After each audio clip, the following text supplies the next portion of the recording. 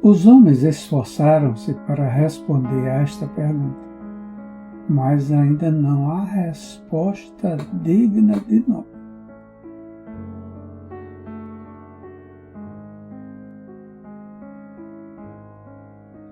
Muitos imaginaram que o todo tem muito a ganhar com isto, mas isso é absurdo, porque quem poderia ganhar o todo que já não possui?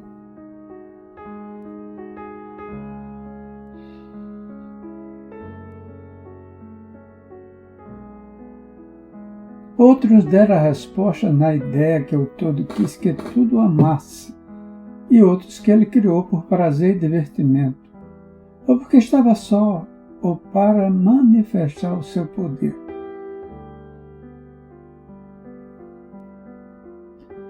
Todas respostas e ideias pueris, qualidades do período infantil do pensamento.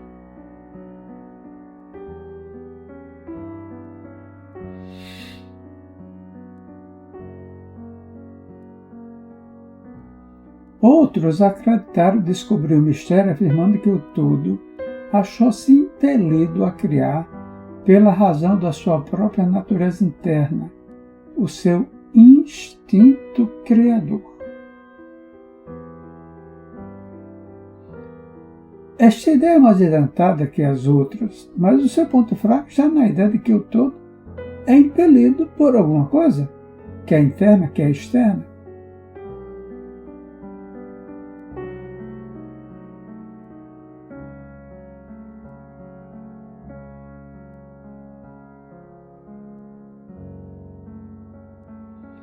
Se a sua natureza interna ou instinto criador impele-o a fazer as coisas, então a natureza interna ou instinto criador seria o absoluto, em vez do todo.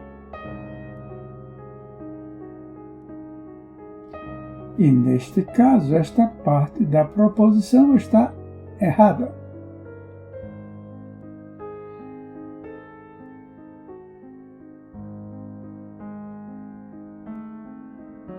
E ainda, o todo cria e manifesta, e parece ter muitas qualidades e satisfações em fazê-lo.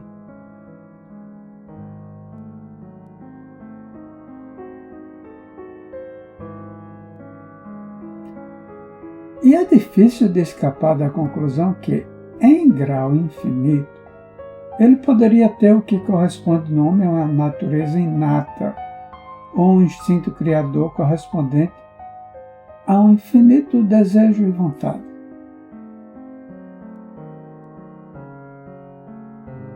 Não poderia agir sem querer agir, e não poderia querer agir sem desejar agir, e não desejaria agir sem satisfação nisso.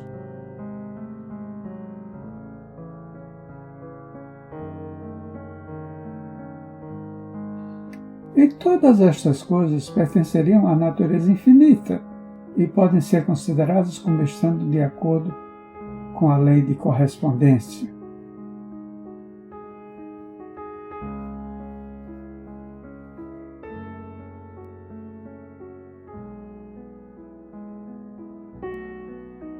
Mas, ainda, preferimos considerar o todo como agindo inteiramente livre de toda influência, tanto interna como externa.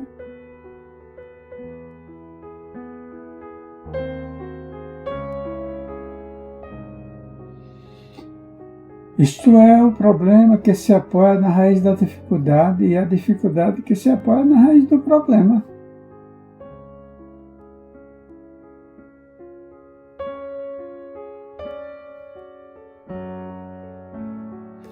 Falando estritamente, não se poderá dizer que haja uma razão para o todo agir.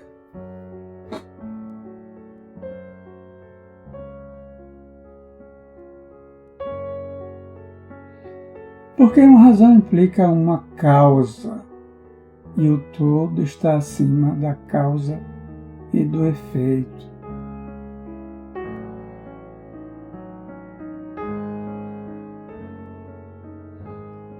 Exceto quando ele quer tornar-se causa, tempo em que o princípio é posto em movimento.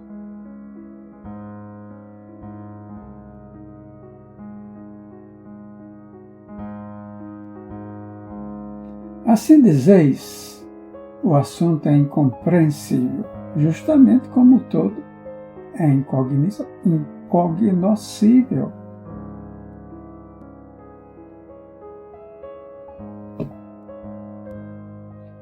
Justamente como dizemos simplesmente que o todo é, assim também somos obrigados a dizer que o todo age porque age.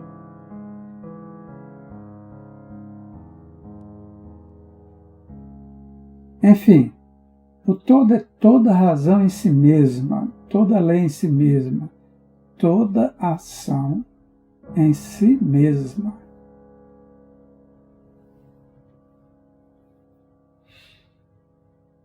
E pode-se dizer que, em verdade, o todo é a sua própria razão, a sua própria lei, a sua própria ação.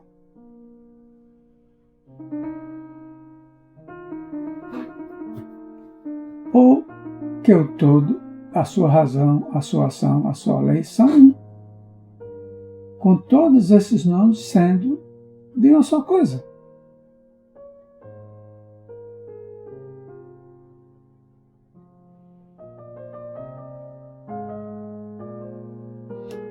Na opinião dos que vos dão estas lições, a resposta se encerra no próprio íntimo do todo, junto com seu segredo de existência. A lei de correspondência, na nossa opinião, compreende somente este aspecto do todo, que pode ser chamado o aspecto de estado.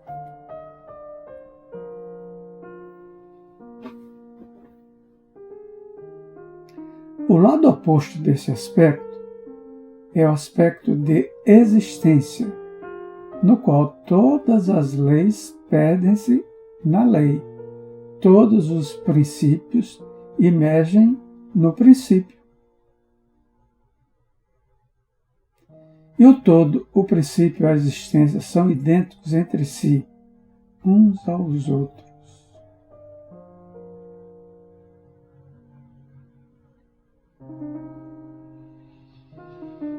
Por isso, as especulações metafísicas sobre este ponto são fúteis.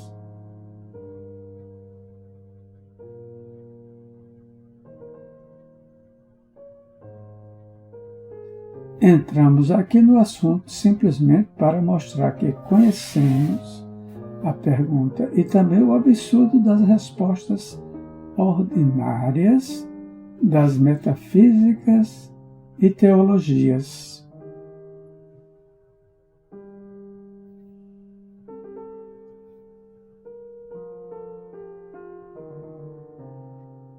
Em conclusão, poderá ser de interesse aos estudantes dizer-lhes que, apesar de muitos dos antigos e modernos preceitos herméticos tenderem a aplicar o princípio de correspondência à questão,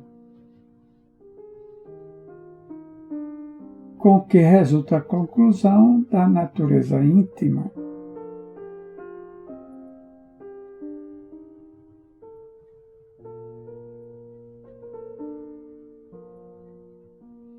Mesmo assim, as lendas contam que Hermes, o Grande, sendo interrogado sobre essa questão pelos seus adiantados discípulos,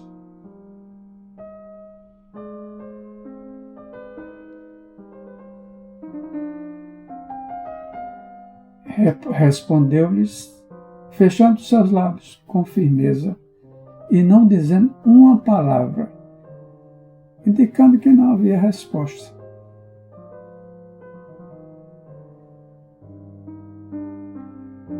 Mas então ele podia ter entendido de aplicar o axioma da sua filosofia que diz: os lábios da sabedoria estão fechados, exceto aos ouvidos do entendimento. Significando que ainda os seus discípulos adiantados não possuíam o entendimento que os habilitava ao preceito.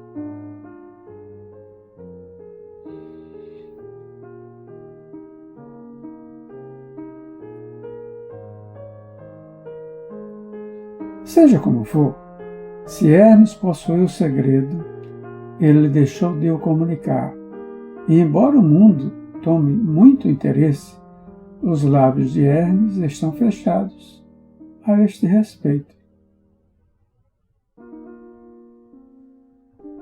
E quando o grande Hermes hesitou em falar, qual mortal poderá atrever-se a ensinar?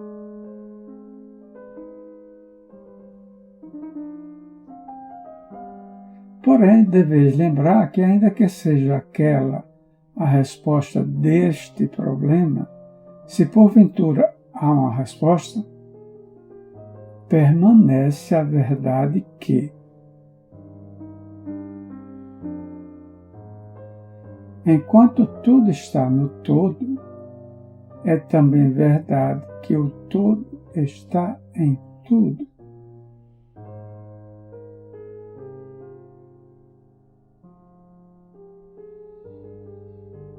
O preceito é enfático.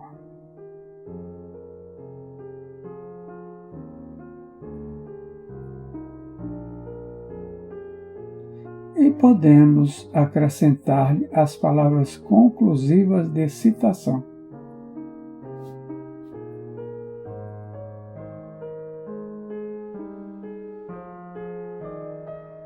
Aquele que compreende realmente esta verdade alcançou o grande conhecimento.